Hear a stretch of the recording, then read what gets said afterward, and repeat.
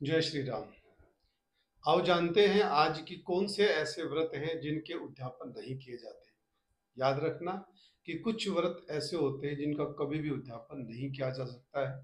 बाकी बहुत से व्रत ऐसे ही हैं जिनका उद्यापन किया जा सकता है। विशेषकर जो वार के व्रत होते हैं जैसे कि सोमवार है, मंगलवार, बुधवार, वीरवार, शुक्रवार, इनके उद्यापन बहुत जरूरी होते हैं।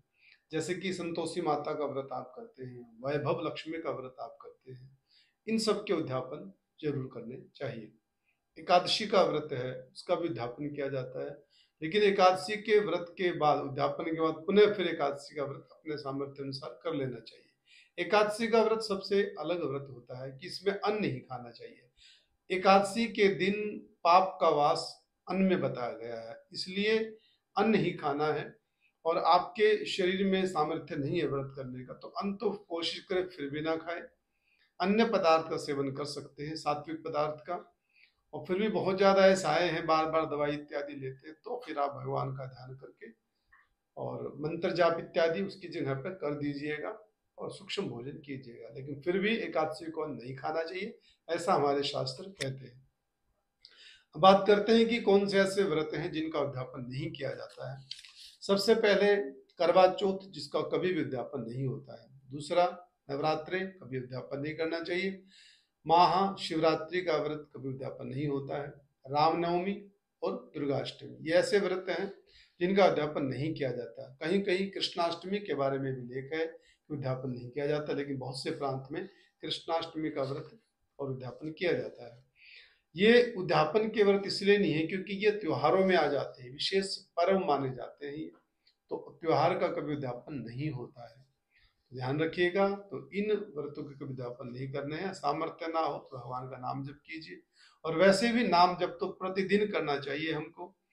और व्रत जब हमारे आते हैं तो उसमें भी नाम जप की मात्रा बढ़ा देनी चाहिए।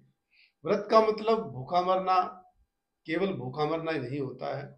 व्रत का मतलब होता है कि आपको कुछ वस्तुओं का, कुछ पदार्थों का व्रत वाले दिन त्याग करना होता है और सात्विक जीवन यापन करना होता है। सात्विक वस्त्र धारण करना, सात्विक भोजन करना, सात्विक आचार व्यवहार रखना, सात्विक विचार रखना, ये सब व्रत में शामिल होते हैं। और ज्यादा से ज्यादा भगवान का सत्संग, कीर्तन, स्वाध्याय, जप इत्यादि करना, प्राणों का पाठ करना, यह सब व्रत में आ जाता है।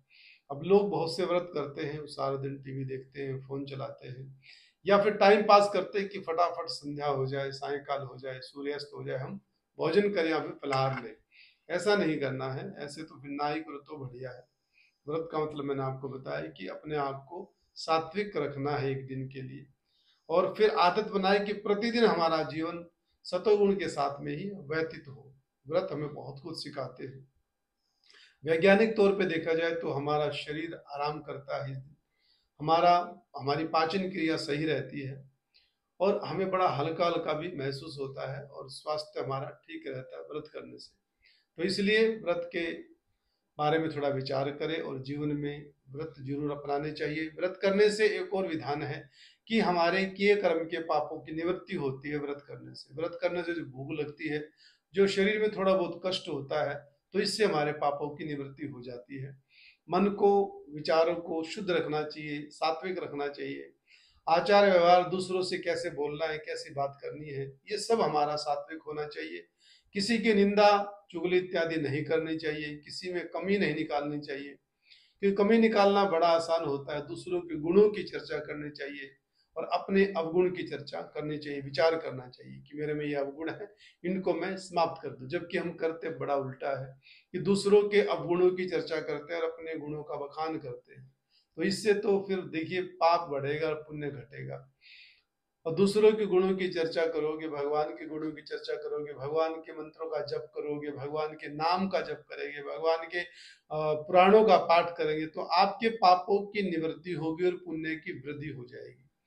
तो इस प्रकार से अपने जीवन को यापन करें। भगवान का नाम जप जरूर करते रहे। नाम जप में बहुत ज्यादा ताकत है। नाम जप हमें जीना सिखाता है, क्योंकि जिंदगी जीने का नाम है। अगर आपको शिक्षित होना है तो आपको जीना पड़ेगा, क्योंकि जिंदगी प्रतिदिन हमको नए नए पाठ पढ़ाती है। और पढ़ने के लिए तो फिर जागना पड़ेगा, जिंदा रहना पड़ेगा।